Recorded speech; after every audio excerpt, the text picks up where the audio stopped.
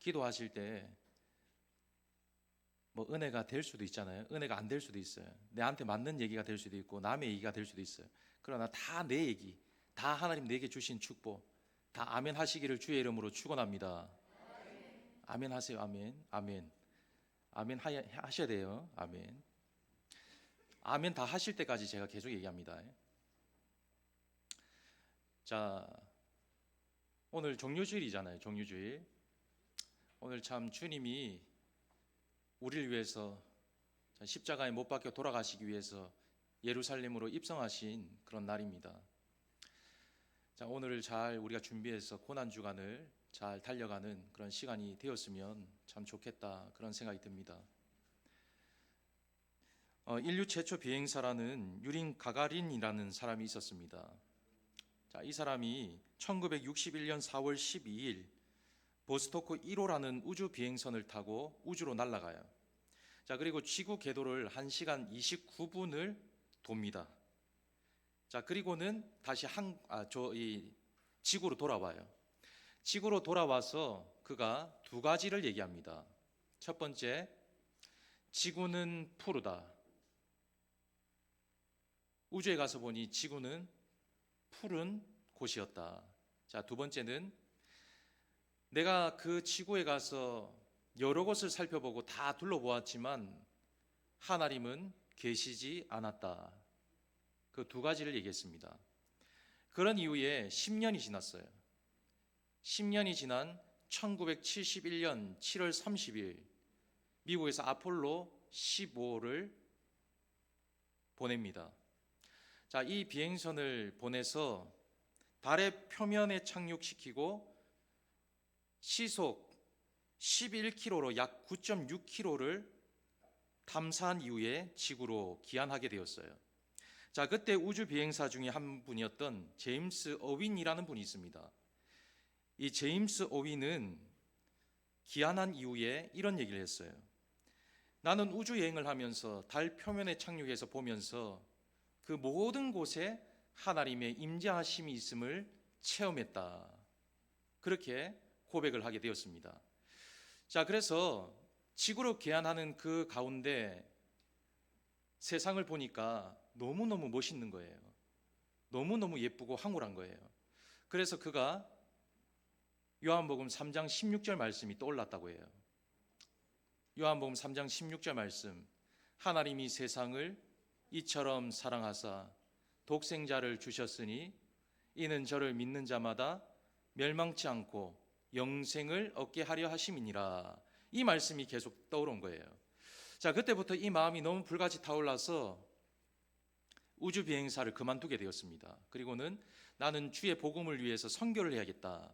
그렇게 선교의 꿈을 가지고 미국의 콜로라도 스프링스에 전도본부를 세우고 그가 심장마비로 죽기 전 1991년까지 20년 가까운 세월을 선교의 사역에 온 힘을 다하며 사용받았어요. 자, 저는 이 두 가지 이 얘기를 통해서, 두 사람의 이 모습을 통해서 한 가지 생각한 것이 있습니다. 자, 뭐냐면 참 다르다. 사람은 참 보고 듣는 것, 느끼는 것이 참 다르구나. 극과 극이구나 라는 것을 생각하게 되었어요. 어떤 사람은 하나님이 있다라고 말하는 사람이 있고 어떤 사람은 하나님이 없다라고 말하는 사람이 있었다라고 보고 있는 겁니다. 자, 이러한 모습은 오늘 여러분들이 살아가는 이 시대에도 동일하게 적용이 되고 있습니다. 주변 사람들에게 복음을 전해 보셨잖아요.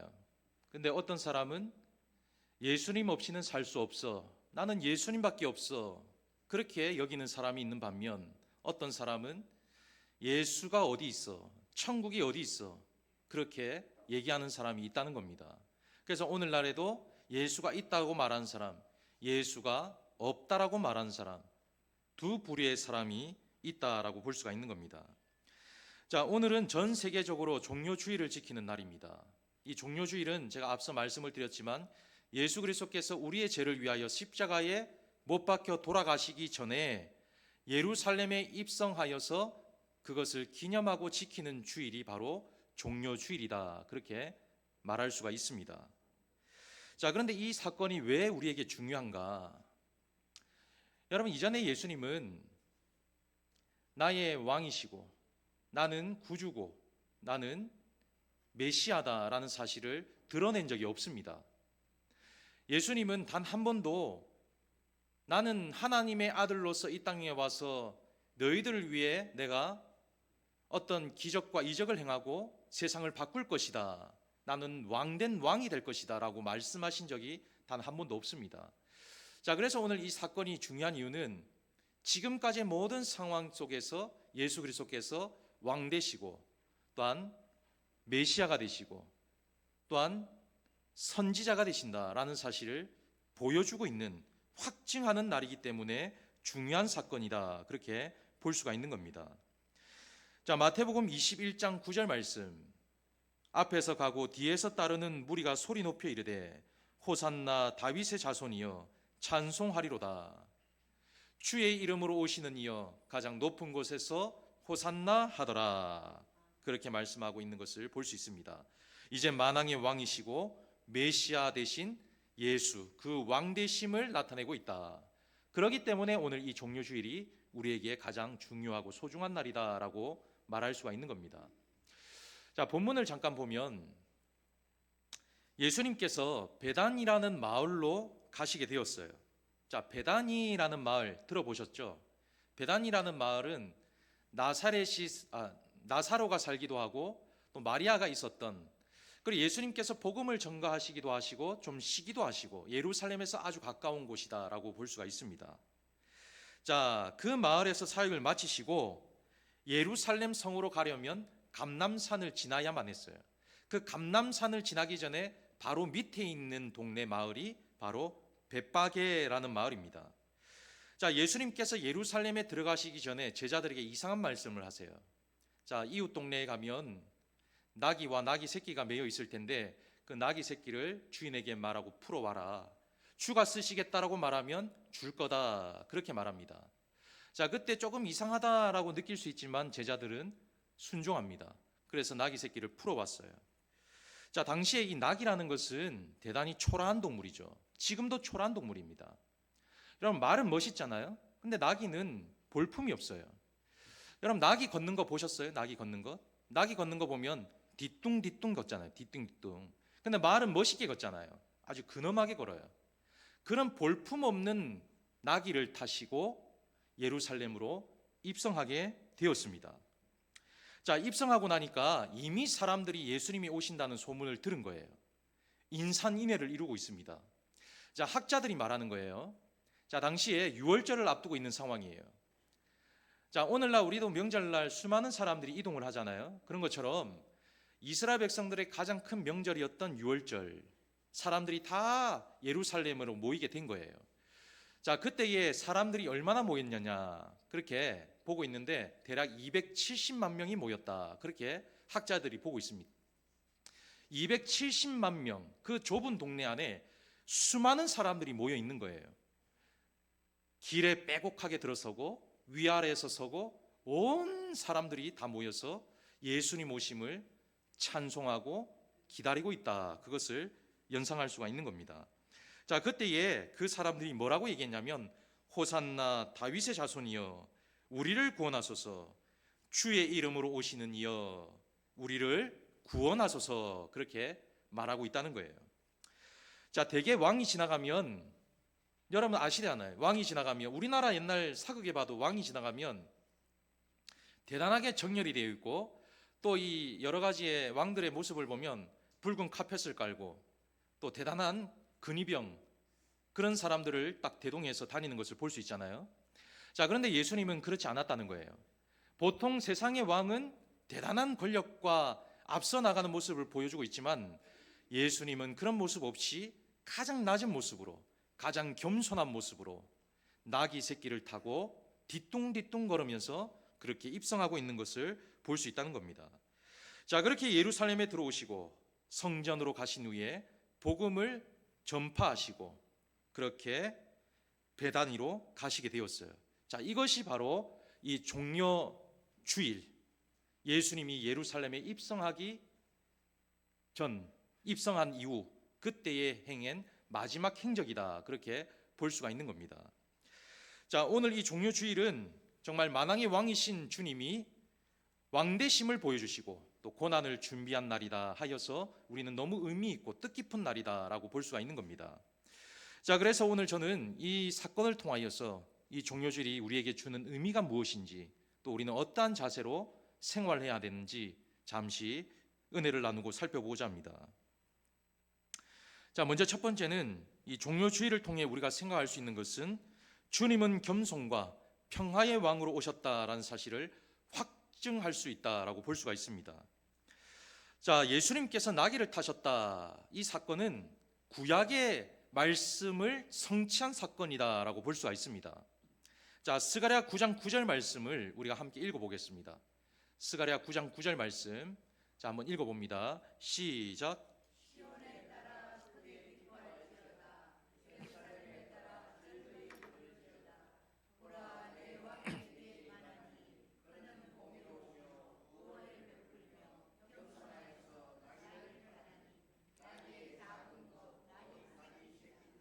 아멘. 자, 먼저 스가랴라는 사람이 어떤 사람인지 좀 알아야 돼요. 스가랴라는 사람은 바벨론 포로지에서 태어난 사람이에요. 자, 당시에 주전 538년에 이 바사왕 고레스의 칙령으로 이스라엘 백성들이 노예 생활을 하다가 본국으로 돌아옵니다. 자, 돌아와서 가장 먼저 한 것이 뭐냐? 성전 재건 사업이었어요. 자, 그때 그 성전 재건 사업을 하면서 그 과정 속에서 말씀을 선포한 사람이 바로 스가랴라는 인물입니다. 자, 그래서 오래전부터 이 스가랴는 주님 오실 것을 예언하고 있다라고 말할 수가 있는 거예요. 자, 그때에 이미 주님은 왕으로 오시는데 가장 낮은 자로, 가장 겸손한 자로 오실 것이다. 그것을 선포하고 있다는 것을 말씀하고 있는 겁니다. 자, 사람들은 되게 돋보이는 것을 좋아하잖아요. 드러내는 것을 좋아합니다. 뭐 왕이든 아니면 저와 여러분이든 사람들에게 돋보이고 나타내는 것을 좋아해요. 자, 대개의 사람들은 그렇습니다. 자, 그런데 주님은 왕으로 오셨음에도, 구원자로 오셨음에도 드러내는 것을 좋아하는 것이 아니라 가장 연약한 모습으로, 가장 낮은 사람으로 그렇게 우리에게 다가오셨다라는 것을 생각할 수가 있는 겁니다.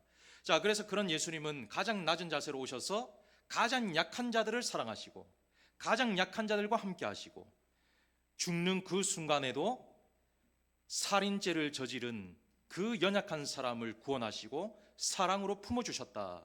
그것이 예수님의 사람이라는 거예요. 예수님의 인생이라는 것을 생각할 수가 있는 겁니다. 자, 그러면 이런 모습을 통해서 우리가 중요하게 여길 것이 뭐냐? 왜 이것이 중요하냐? 그와 같이 우리도 겸손한 삶을 살아가야 하기 때문에 중요한 거예요. 자, 그래서 마가복음 2장 17절 말씀에 예수께서 이르시되, 저희에게 이르시되 건강한 자에게는 의원이 쓸데없고 병든 자에게 하라 쓸데있느니라. 내가 의인을 부르러 온 것이 아니요 죄인을 부르러 왔노라 하시니라. 그렇게 말씀하고 있다는 거예요. 주님은 의인을 부르러 온 것이 아니고, 완벽한 사람을 부르러 온 것이 아니고, 필요한 사람을 부르러 온 것이 아니고 가장 연약하고 가장 죄인된 사람들을 부르러 오셨다. 그렇게 말씀하고 있는 거예요. 자, 그래서 주님은 소외받는 사람, 고통받는 사람, 그런 사람들을 위해서 이 땅에 오셨다. 가장 낮은 자세로 오셨다. 그렇게 말씀하고 있는 겁니다. 그래서 중요한 것이 오늘 우리에게도 이와 같은 겸손한 자세, 우리도 이와 같은 마음가짐이 중요하다라는 것을 생각할 수가 있는 거예요. 여러분, 지난주에 우리가 120주년을 지냈잖아요. 120주년을 지내면서 어떤 생각을 해보셨어요? 저는 다시 한번 그 생각을 했습니다. 교회가 교회로서의 본질을 지키면 하나님께서 역사하신다. 교회가 교회로서의 본질을 잃어버리고 행하지 않으면 역사도 없다. 하나님은 하나님의 일을 원하시고 하나님의 일을 바라고 계세요. 그 일을 하는 교회에 하나님께서 은혜라는 것을 주신다라는 것을 다시 한번 생각해 보았어요. 여러분들이 주변을 보았어요. 다른 사람들을 보았습니다. 그때에 우리가 어떻게 그들의 마음을 열 수 있을까 한번 생각해 보셨을 거예요. 어떻게 그들이 왔을까? 어떻게 우리가 교회가 120주년을 맞이했을까? 그것을 생각해 보면 다른 것이 없습니다. 우리의 마음가짐이 바르게 자리 잡을 때 하나님께서 역사하시고 그를 통하여 하나님께서 은혜를 주신다. 그것을 생각할 수가 있는 겁니다. 자, 그래서 주님은 우리에게 그것을 보여주신 거예요. 겸손한 마음을 가지라고, 또한 섬기는 마음을 가지라고, 낮은 자로 우리의 삶을 이어가라고 그렇게 보여주시고 있다라는 것을 오늘 이 말씀을 통하여서 생각할 수가 있는 겁니다. 자, 그래서 주님이 주신 그 겸손, 주님이 주신 그 낮아짐, 그것이 우리의 삶이 이어질 때에 그것을 이루어 가시는 주님의 그 죽음이 헛되지 않다라는 것을 다시 한번 생각해 볼 수가 있게 되는 것입니다. 자, 캐나다 출신 이 윌리엄 제임스 홀이라는 분과 미국 출신 로제타라는 두 분이 만나서 결혼을 하게 되었어요. 자, 결혼을 하게 되었는데 그분의 꿈은 선교사였습니다. 자, 근데 당시에 이 로제타라는 선교사님이 나이가 너무 어렸어요. 그래서 몇 년 뒤 훈련을 받은 뒤에 선교를 떠나라 해서 선교사로 부름을 받게 되었습니다. 자, 그렇게 조선에 오게 되었습니다. 조선에 와서 보니 청일 전쟁이 일어나게 된 거예요. 평양에서 청일 전쟁을 하고 있었습니다. 그래서 이 윌리엄 제임스 홀이라는 선교사님이 거기에 가서 선교를 하게 되었어요. 자, 그런데 그곳에서 선교를 하다가 그만 전염병으로 죽게 말아요. 조선에 온 지 3년 만에 죽고 맙니다. 자, 그렇게 남편을 먼저 떠나보냈어요. 떠나보내고 그가 다시 미국으로 가요. 자, 근데 미국으로 갈 때에 혼자 간 것이 아니고 김점동이라는 여성분을 데리고 갔어요. 그래서 그분을 공부시켜요. 그래서 이분이 최초의 우리나라 여성 의사가 됩니다. 자, 그렇게 한국으로 다시 돌아옵니다. 한국으로 돌아와서 선교를 이어가요. 자, 그때에 최초 시각장애 학교를 세우고 여성 의사와 간호사를 양성하는 데 힘을 다합니다. 자, 그러는 중에 첫째 딸이 죽어요. 조선에서 죽습니다. 얼마나 가슴이 아프겠어요. 남편도 조선에 죽었어요. 딸도 조선에 죽었어요. 자, 그러면 좌절할 수 있잖아요. 근데 끝까지 선교를 감당하는 거예요. 그래서 무려 43년 동안 조선 땅에서 희생 봉사합니다. 자, 그 아들이 그 일을 이어서 결핵 대치에 앞장서요. 열심히 선교를 합니다. 그래서 이 가족들이 전부 다 양화진에 묻혀 있습니다. 자, 한 가지 실화가 있습니다. 로제타 선교사님이 선교를 하는 중에 이 조선 작은 아이가 하나 병원에 찾아왔어요. 찾아왔는데 그 아이가 손을 좀 다친 거예요. 손을 다쳐가지고 치료를 하려고 보니까 자신의 살을 조금만 떼어서 봉합을 하면 금방 고칠 수 있는 그런 수술이라고 했다고 해요. 자, 근데 그 당시에 우리 문화가 자신의 살을 뜯어가지고 봉합한다는 것은 있을 수 없는 일이에요. 훼손하는 것은 절대 용납할 수 없는 그런 문화를 가지고 있었습니다. 자, 그런데 절대 이 살을 뗄 수 없다는 거예요. 부모가 완강하게 반대를 하고 거부합니다. 이 선교사님 너무 안타까운 거예요. 살을 조금만 떼서 붙이면 정상적인 생활을 할 수 있는데 그것을 모르니까 너무 답답한 거예요. 그래서 자신의 살을 떼는 거예요. 선교사님 자신의 살을 직접 떼서 그것을 아이에게 붙입니다. 세 조각을 떼서 붙이는데 그것을 본 가족들이 감동을 받은 거예요. 야, 어떻게 우리도 할 수 없는 일, 절대 살을 떼면 안 되는 일을 저는 할 수 있을까? 그래서 그때 감동을 받고 또한 그 일을 통하여서 놀란 하나님의 섭리를 보여주었다라는 이야기가 있습니다. 자, 이 이야기를 통하여서 과연 우리는 무엇을 발견할 수 있을까? 저는 주님의 그 섬김, 주님의 그 겸손, 주님의 낮아짐을 선교사님이 보여주었다, 그렇게 볼 수 있습니다. 주님이 보여주신 그 섬김, 주님이 보여주신 그 겸손, 낮아짐을 통하여서 한 아이의 영혼을 살리고 또한 한국 땅을 위하여서 힘쓰고 애쓰는 그 모습을 우리가 본받을 수 있다는 것을 발견할 수가 있다는 거예요. 여러분, 이런 모습은 우리에게 꼭 필요합니다. 주님이 나귀를 타신 이유는 바로 이와 같은 모습을 보여주기 위해서, 우리도 이와 같이 살아라라는 그 의미를 담아서 우리에게 이 땅에 주님이 오시고 또한 이 종교주의를 통하여서 우리에게 합당한 일들을 이루어 가신다라고 볼 수가 있는 겁니다. 자, 그래서 오늘 이 시간 잠시 영상이 긴 거를 보면 좀 감동적인 게 있는데 시간 관계상 짧은 영상을 하나 보겠습니다. 이 로제타 선교사님의 사역을 잠시 한번 볼게요.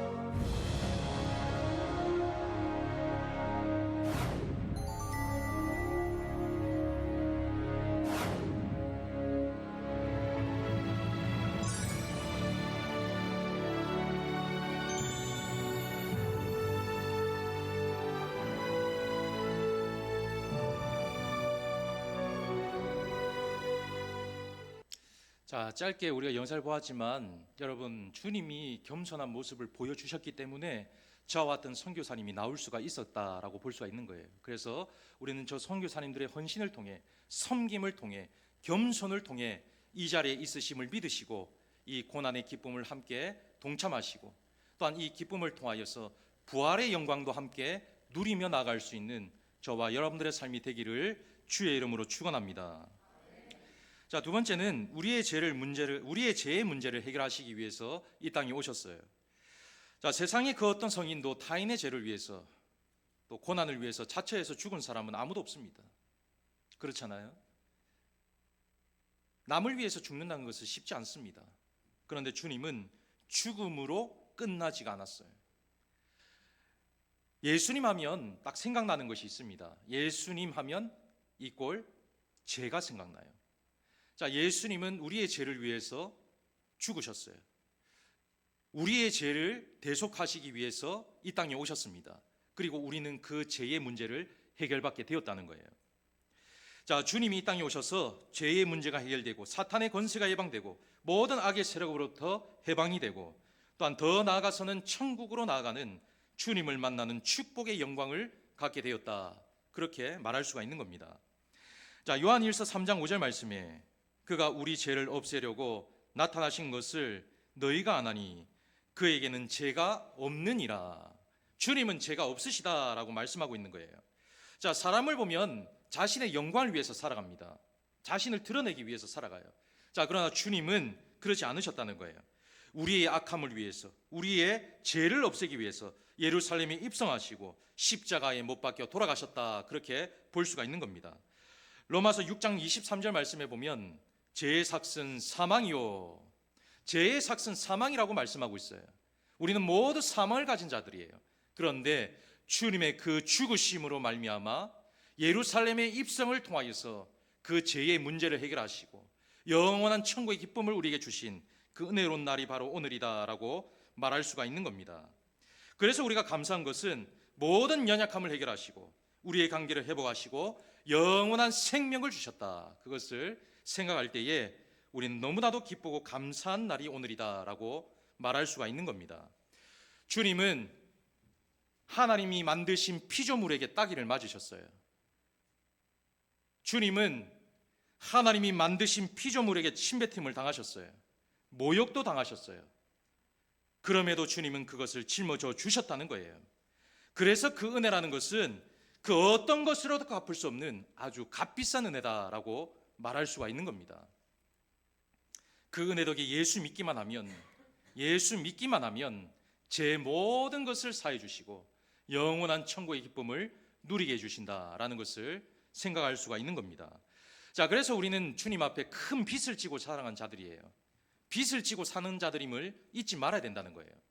우리는 늘 세상의 사람들에게 빚진 것을 생각하는데, 돈을 빌린 것, 또 내가 돈을 받아야 되는 것을 생각하지만 주님과의 나와의 관계 속에 빚을 지고 살아가는 것, 빚을 갚아야 되는 것을 잊지 말고 살아가는 것이 우리 그리스도인들의 모습이다라고 말할 수가 있는 겁니다.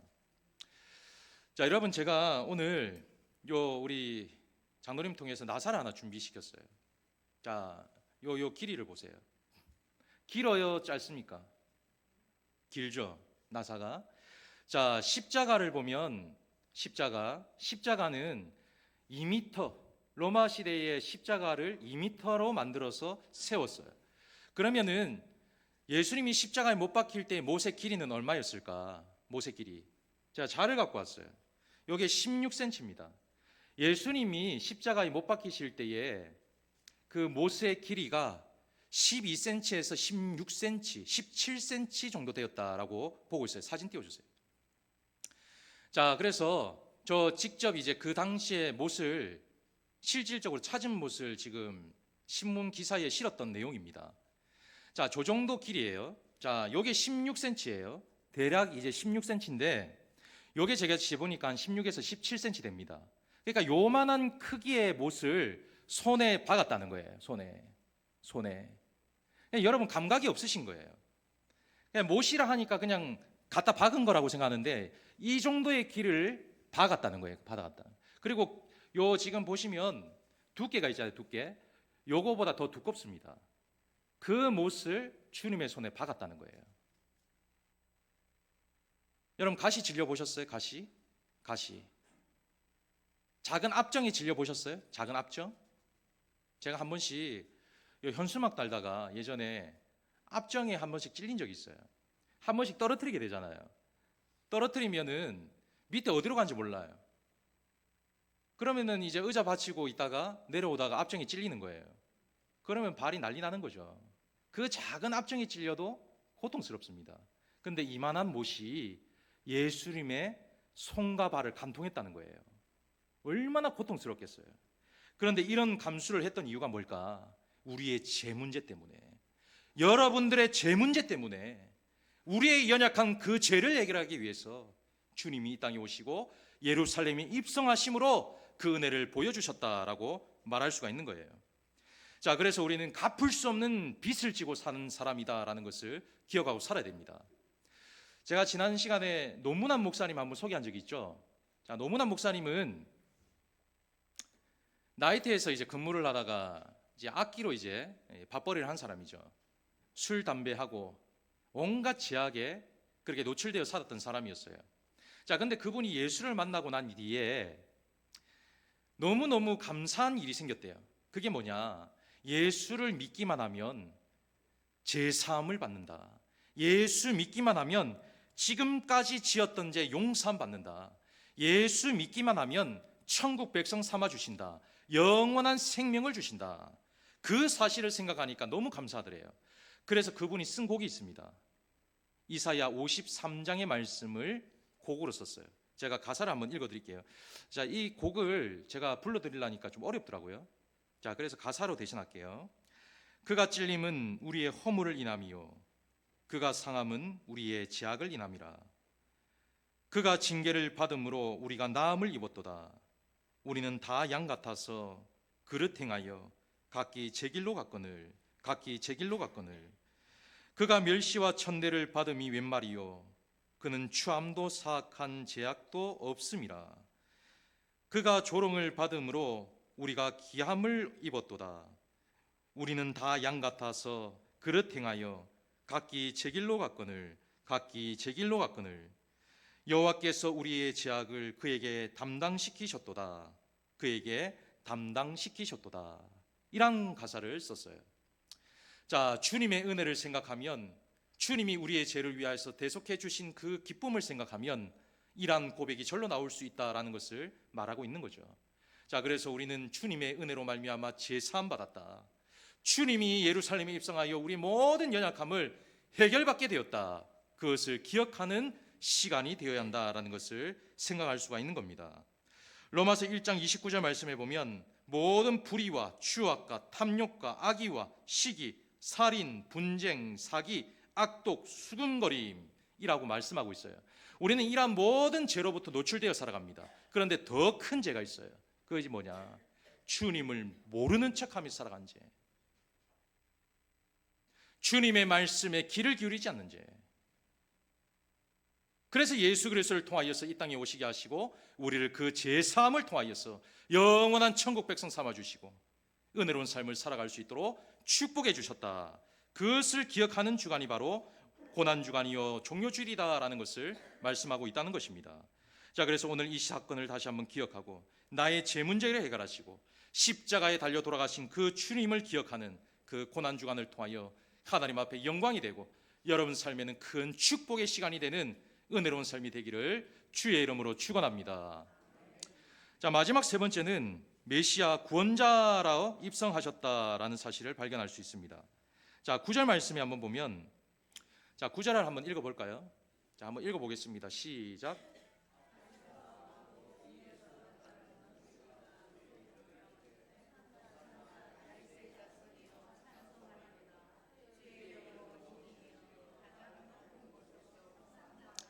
자, 여기서 호산나 다윗의 자손이여 라고 말씀하고 있잖아요.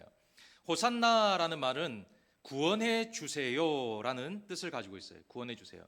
나를 구원해 주세요. 다윗의 이름으로 오시는 이여, 주의 이름으로 오시는 이여, 하나님의 이름으로 보내심을 받은 이여, 나를 구원해 주소서, 그렇게 말씀하고 있다는 거예요. 여러분, 예수님이 이 땅에 오신 이유는 다른 것이 아닙니다. 정치적인 이유로 오신 것이 아니에요. 가난한 자, 병든 자, 연약한 자들을 구원해 주시기 위해서, 단지 구원을 위해서 오셨다라는 것을 꼭 기억하셔야 된다는 거예요. 자, 예수를 믿는 사람들의 모습을 보면 두 가지로 나눠질 수 있어요. 첫 번째, 구원을 받은 은혜에 감격해서 믿는 사람이 있어요. 근데 두 번째, 병 고치기 위해서, 잘 살기 위해서, 육신의 연약함이 해결되기 위해서 그렇게 예수를 믿는 사람들이 있다라고 볼 수가 있습니다. 자, 그런데 우리의 연약함 가운데 잘 먹고 잘 사는 것도 중요하지만 가장 중요한 것은 바로 영원한 죽음에서 영원한 생명을 주시기 위해서 이 땅에 오신 분이 예수 그리스도다라고 말하고 있는 것입니다.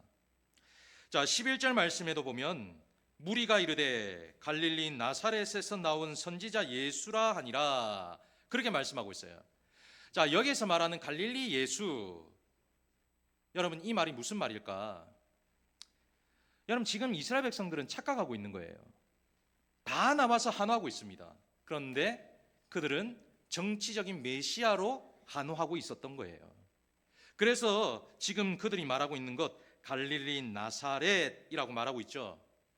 자, 이것은 진정한 메시아, 진정한 구원자라는 뜻으로 말한 것이 아닙니다. 단지 갈릴리 나사렛에서 나온 사람, 그 사람 예수란 사람이 있는데 그 사람은 바로 저 사람이야, 그것을 말하고 있는 거예요. 자, 그러나 영원한 주님은 생명을 주시는 구주시고 영원한 주님을 통하여 우리는 천국의 백성의 주인공이 된다라는 것을 우리는 생각할 수가 있는 겁니다. 자, 그래서 베드로가 고백한 것처럼 마태복음 16장 16절 말씀에 주님은 그리스도시요 하나님의 아들이십니다, 그런 고백을 하고 있다는 거예요. 주님만이 영원한 메시아요, 주님만이 영원한 구원자요, 하나님의 아들이십니다. 그것이 바로 우리의 고백이 되어야 한다라는 것을 말하고 있는 겁니다. 자, 그래서 그분을 믿기만 하면 주님의 자녀로 건세를 얻는 영광을 얻게 되고 또한 더 나아가 천국의 백성이 되는 그런 주인공이 될 수 있다라는 것을 말씀하고 있는 것입니다.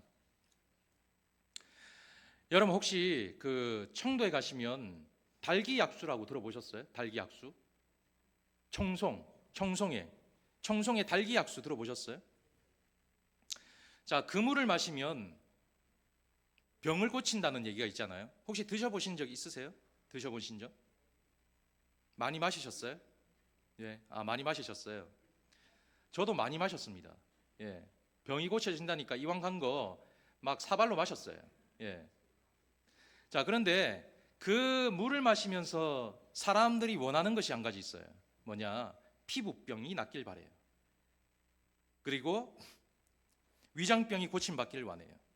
신경통이 사라지길 바라는 거예요. 자, 그래서 그분들이 전국 각지에서 찾아와서 좋은 물이다라고 하여서 그 물을 마시는 거예요. 자, 그런데 여러분 잘 생각할 수 있는 것이 그 물을 마시면 좋아지는 사람 분명히 있겠죠. 근데 모든 사람들이 다 좋아지는 것은 아니었다는 거예요. 저도 그 물을 많이 마셨다니까요. 근데 똑같아요. 위장병 그대로 있습니다. 고침받지 못했어요. 자, 그런데 오늘 주님이 말씀하시는 거예요. 그 물을 찾아다니지 않아도 주님이 주시는 영원한 샘물, 영생수를 마시면 모든 것으로부터 제사함을 받고 깨끗함을 받고 영원한 기쁨을 누리며 살아갈 수 있다, 그것을 말하고 있는 거예요. 자, 그래서 요한복음 4장 14절 말씀에 내가 주는 물을 먹는 자는 영원히 목마르지 아니하리니 나의 주는 물은 그 속에서 영생하도록 솟아나는 샘물이 되리라, 그렇게 말씀하고 있다는 거예요. 주님이 주시는 영생수, 그 물을 마시면 우리는 영원한 기쁨, 영원한 회복, 영원한 건강한 삶을 살아갈 수가 있다, 그렇게 말하고 있는 겁니다. 그분이 바로 누구냐? 우리의 메시아이시요 우리의 구원자시다, 그것을 말해주고 있다는 거예요. 자, 여러분, 한 주간 이제 고난주간이 시작됩니다. 내일부터 특별 새벽기도가 시작되죠. 내일부터 5시 30분 우리가 함께 동참할 때에 또 동참해서 함께 고난의 그 은혜를 다시 한번 경험하시고 기억하는 시간이 되어야 합니다. 자, 그래서 이번 기회를 통해서 다시 한번 은혜로운 한 주간을 보낼 수 있도록 기억하시고 또한 아무쪼록 주님의 희생과 주님의 사랑을 통하여서 다시 한번 우리에게 주신 그 은혜, 다시 한번 우리에게 주신 사랑, 그것을 다시 한번 기억하여 우리의 삶을 돌아보고 믿음으로 세워가는 한 주간이 되기를 간절히 바랍니다. 아무쪼록 오늘 이 말씀을 통하여서 여러분 삶이 더욱더 은혜롭게 살아갈 수 있는 밑거름이 되기를 축복합니다. 자, 우리 영상을 마지막으로 하나 보고 마치도록 하겠습니다.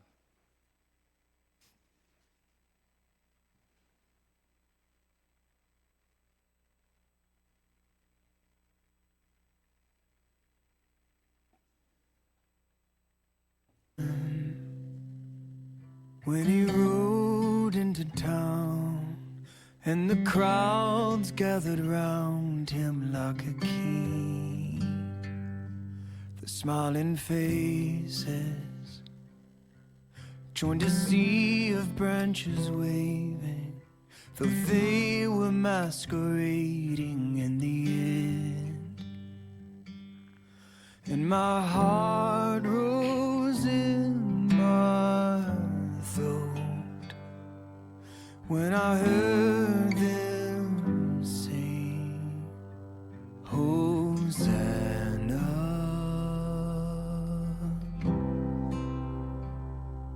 In the highest.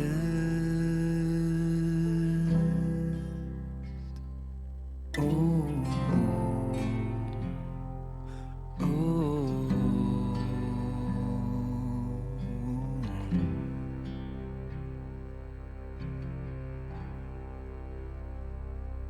we went upstairs, broke the bread and drank the wine from the only living vine that we would taste. And I watched them take him up the mountainside where he was crucified, though innocent. And they mocked him and cursed him with their mouths, and they told him to come down if he was God. And my heart broke in my chest when I heard him say, forgive them. It is finished.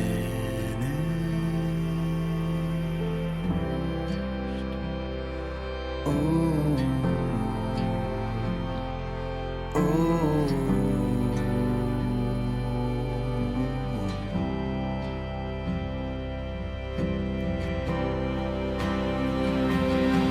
And I remember in the garden when he sweat like drops of blood, and how he begged the Father just to let him pass the cup. And I can still feel the anguish when they pierced him in the side, and how the ground beneath us shook upon the very moment that he died.